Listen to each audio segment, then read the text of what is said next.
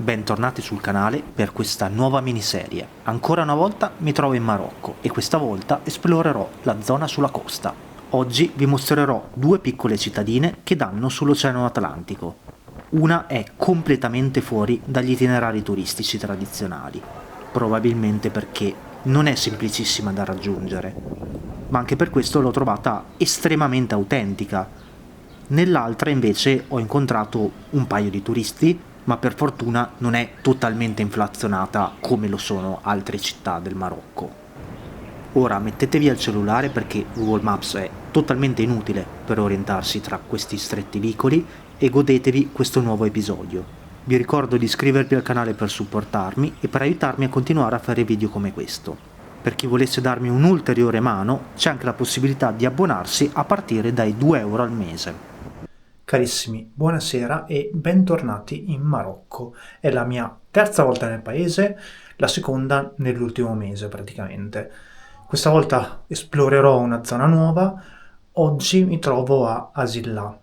È stata una giornata di spostamenti praticamente perché sono partito da Milano, sono atterrato a Tangeri e da là ho preso prima un taxi per arrivare in centro, poi un treno e poi un altro taxi per arrivare in questo mio appartamento a Asilà. Domani mi sposterò in un'altra città ancora. La mia camera è molto semplice come al solito. Qua c'è un lavandino, ma il bagno vero e proprio è condiviso e è fuori.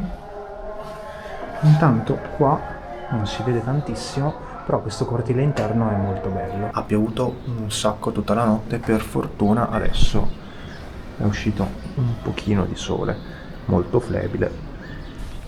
Talmente flebile che ha ricominciato a piovere, ma vabbè, essendo sull'oceano c'era da aspettarselo. Comunque 2 passi ad Asilà e poi mi dirigo verso il retro di una delle moschee principali della città. Da qui partono i taxi condivisi per la mia prossima destinazione, la città di Larache. Infatti non ci sono treni o autobus per questa città, l'unico modo per arrivare qui sono questi taxi condivisi che partono quando sono pieni. Per fortuna io non ho dovuto aspettare neanche 2 minuti. Se anche voi volete prenderne uno, io vi consiglio di arrivare la mattina presto, quando chi lavora o chi va a scuola si sposta.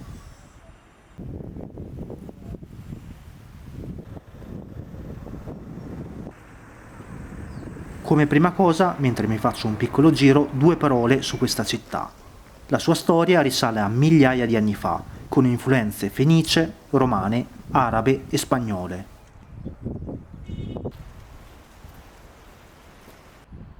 Al giorno d'oggi Larache ha un'affascinante combinazione di architettura araba e spagnola.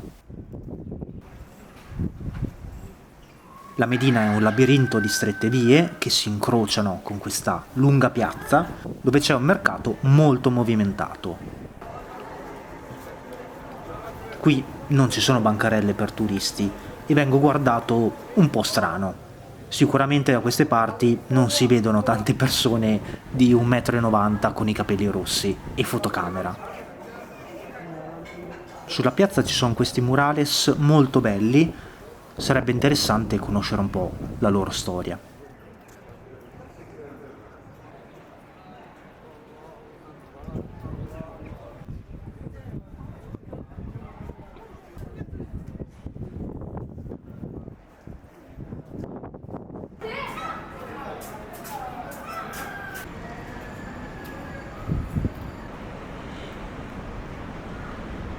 Sono arrivato al forte, ma immagino sia chiuso. È un peccato che la fortezza sia lasciata a se stessa, nonostante stiano facendo qualche tipo di lavori. Questo è uno dei punti più importanti in città. Non è chiarissimo quando sia stata costruita, qualcuno dice siano stati i portoghesi, altri i saaditi, comunque siamo intorno al 1500. Nonostante la costruzione sia disastrata, è un bellissimo punto perché da una parte c'è la vista sulle case colorate e dall'altra parte c'è l'oceano che oggi è particolarmente incazzato.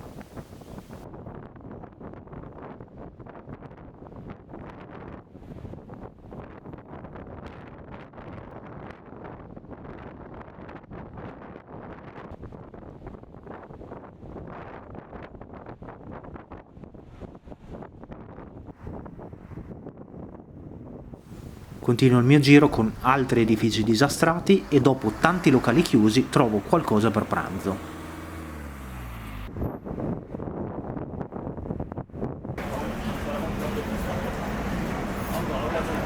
Allora, sono arrivato nella mia camera da Rush, che è molto meglio rispetto a quella di Asilla. Molto caruccia, anche se semplice. C'è per fortuna il bagno privato, ma la cosa forte è il fuori, perché siamo in un riad.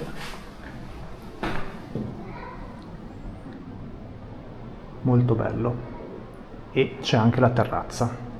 Prima della terrazza però ho preso anche qualcosa da mangiare a pranzo e me lo sono portato in camera perché siamo in periodo di Ramadan. Me le sono portate in casa per mangiarle perché non voglio mangiarle mentre gli altri fanno Ramadan. Non mi sembra troppo rispettoso. Poi breve stop alla terrazza, da dove si ha una bella vista sulla grande moschea, la città e l'oceano. E poi di nuovo tra le vie della città. Comunque, una piccola curiosità, sia ad Asilla sia alla Rush ero l'unico ospite negli hotel. Piana Medina, questo edificio non mette troppa sicurezza,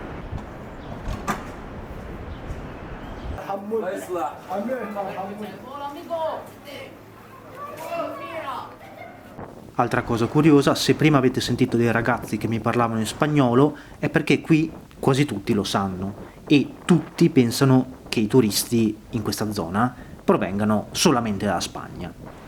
Questo ovviamente è dato dal periodo sotto il protettorato spagnolo, dal 1911 al 1956, data dell'indipendenza del Marocco. Ancora oggi nel nord del paese gli studenti studiano ancora lo spagnolo, ma non come una volta. Ora è prevalentemente ai fini turistici. In città non è che ci sia molto da fare o da vedere, quindi passo nuovamente dalla vista sulla costa e da una delle piazze principali. Ho provato a entrare nella chiesa e nelle moschee, ma sono tutte chiuse.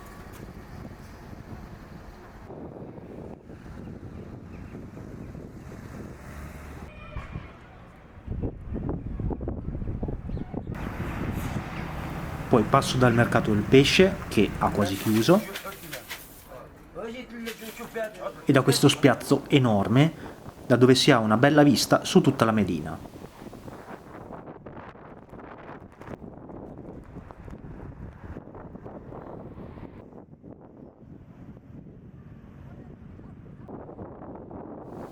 Poi ho assistito a una scena che mi ha fatto molto ridere, con un signore che portava a spasso il suo montone, come se fosse un cane qualsiasi.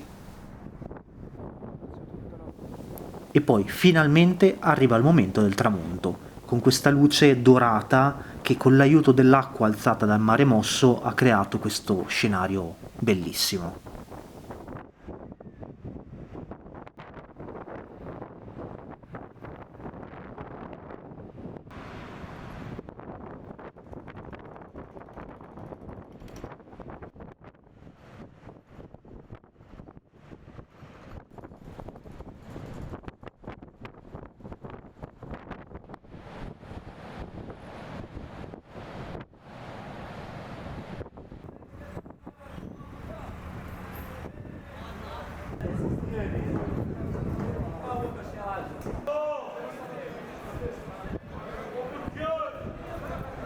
Un bel posto, proprio tranquillo. Sono contento di essere venuto fino a qui. Ora gli ultimi 2 passi prima di ritornare nel mio riad. Allora, dopo l'affollamento generale, subito dopo che è calato il sole, sono scomparsi tutti. Molto probabilmente, essendo periodo di Ramadan, sono andati tutti a mangiare. E adesso io mi faccio ancora 2 passi. Comunque non mi dispiace la città, è un po' disastrata, devo dire, perché ci sono tanti edifici che non stanno particolarmente bene, anche alcuni molto importanti come la fortezza, però c'è un bel mood, zero turisti. Sarà che è difficile da raggiungere, difficile tra virgolette, però non c'è un collegamento diretto per raggiungerla, però È bello, cioè le vie così è molto molto molto molto autentica. Carissimi, buongiorno, vado a far colazione e poi esco. Allora iniziamo con caffè, succo, qualcosa alle noci, olio, burro che non prenderò, marmellata e un loro pane tipico. Sono arrivati anche una crepe e questo che potrebbe sembrare una specie di yogurt con frutta.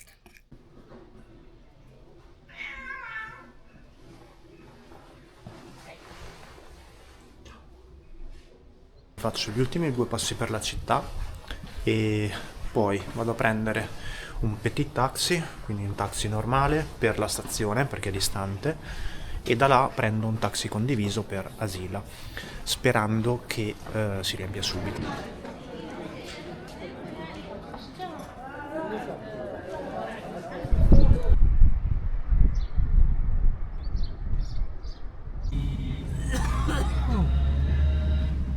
Allora sto cercando di prenderla un attimo con filosofia, però sono qua da un'ora e mezza a aspettare e si sono presentate per ora solo 3 persone, ma comunque non partiamo ancora. È mezzogiorno, spero che qualcuno arrivi.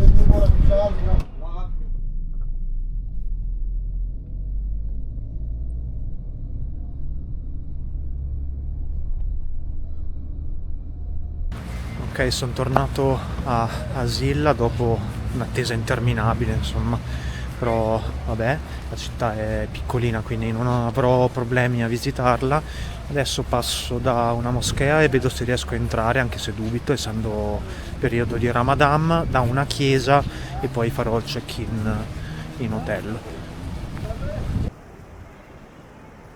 Dopo chiese e moschea chiuse, rimedio passando da un mercato locale. Mercati che per me sono sempre fonte di grandissima gioia.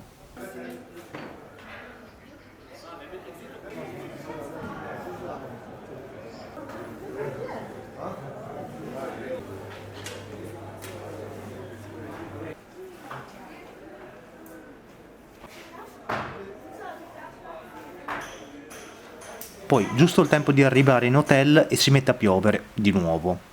Una mezz'ora dopo splende il sole come non mai, quindi esco nuovamente. Fin da subito Asilla mi sembra tenuta decisamente meglio di Larash e sembra avere più highlights da vedere. Prima di addentrarmi nei vicoli faccio una capatina in una delle spiagge dove ci sono un cavallo che si gode la vista e un bel topazzo morto e vabbè, un sacco di spazzatura, purtroppo.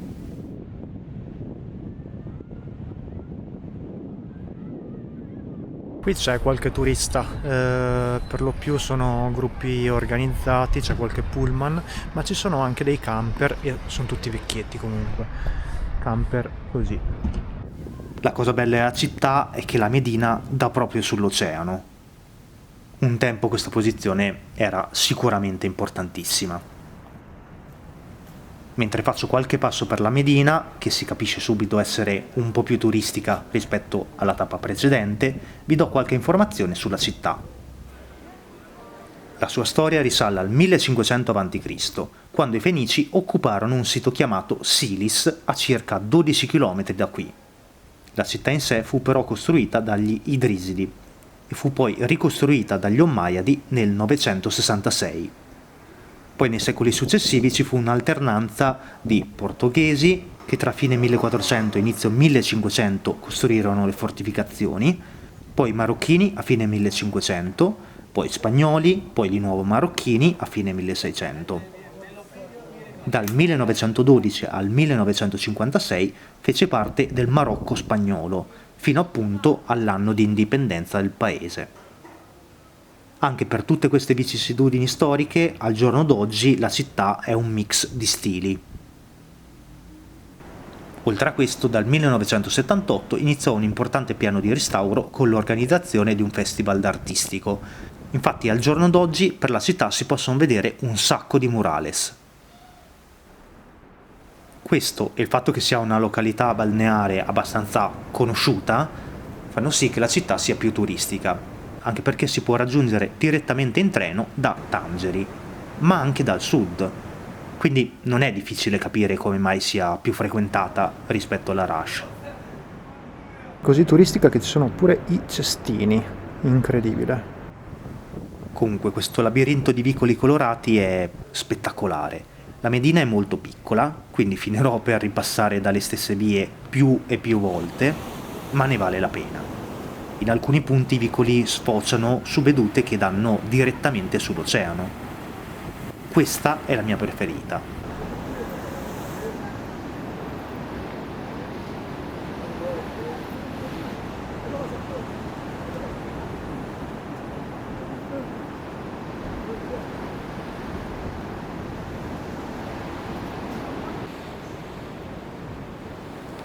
Ovviamente essendoci tanto vento e acqua dell'oceano che vola da tutte le parti, le case più vicine alla costa sono abbastanza rovinate.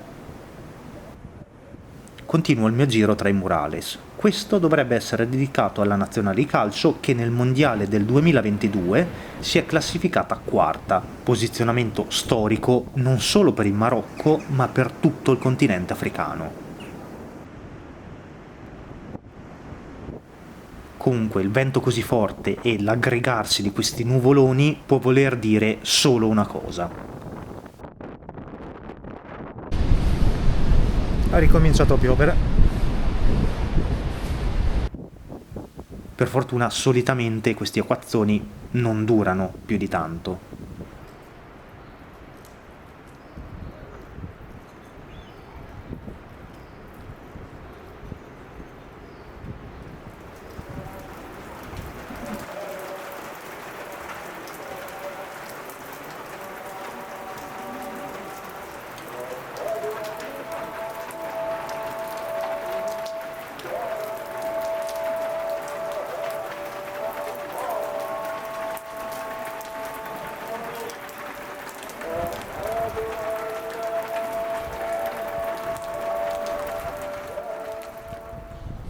È ritornato al sole. Comunque la Medina è molto carina, ho finito di girarla, molto molto carina, piccolina, però rispetto a quella di La Rush mi sta piacendo di più perché è tenuta meglio, c'è da dire che poi La Rush è più difficile da raggiungere, poi niente, oggettivamente è più bella, gli edifici, le strade, insomma, è tutto più bello. Non che qui a Asila ci siano cose da vedere in sé, è proprio una città da passeggiare. Approfitto di questa bellissima luce dorata per tornare a ammirare la vista da questo punto.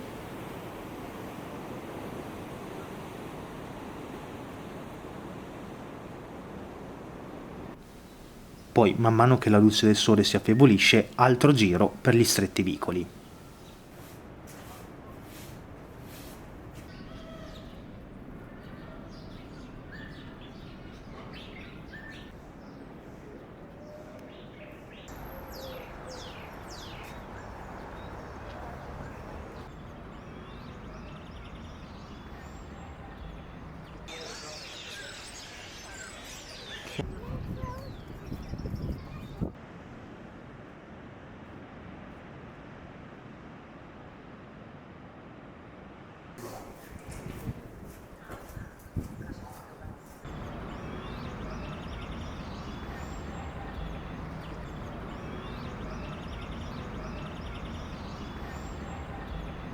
C'è anche un bellissimo tramonto.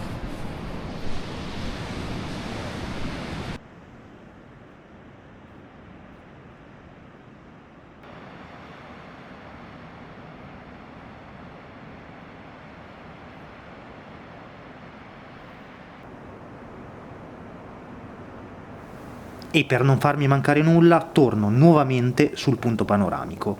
Come detto, la Medina è piccola, però questo punto mi piace troppo.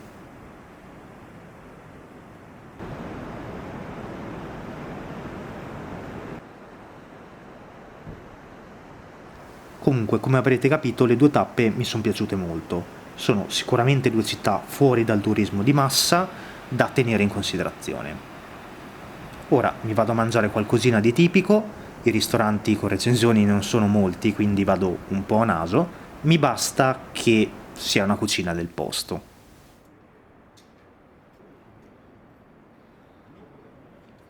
Tagine di pesce che, devo dire, per nulla buona, il pesce era per nulla saporito e penso di aver trovato anche dei pezzi di plastica dentro lo stomaco, quindi non bene, diciamo, spero di non star male. Comunque, io vi do appuntamento settimana prossima con il nuovo video da una nuova città del Marocco che visiterò domani con una bellissima sveglia alle 4:50. A settimana prossima!